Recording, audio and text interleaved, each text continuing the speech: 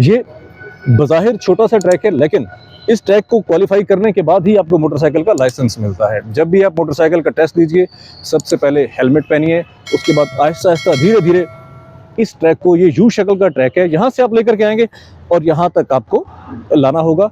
इस दौरान आपका बाइक का तवाज़ुन कायम रहना चाहिए पूरे कॉन्फिडेंस के साथ, और इस तरह से आप बाइक का भी जो टेस्ट पास करते हैं हमारे एप्लीकेंट, उनको लाइसेंस इशू हो जाता है।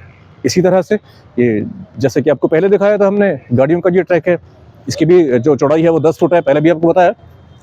तो यहाँ पर जब आप रिवर्स करके लेके जाते हैं तो आमतौर पे इस कॉर्नर के ऊपर लोग गलती करते हैं, मगर आपने पूरे कॉन्फिडेंस के साथ पूरी अपनी जो आपकी स्किल है उसको अमल में लाते हुए, उसको मसरूफियत में लाते हुए फिर आपने इस टेस्ट को देना है और पूरे कॉन्फिडेंस के साथ आपने टेस्ट पास करना है।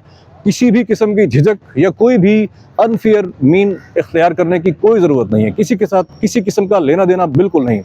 यहाँ पर शफाफ सिस्टम है, मेरिट के ऊपर आपको लाइसेंस इशू होगा और आप कामयाबी से अपना लाइसेंस बनवा के अपने घर को जाएंगे।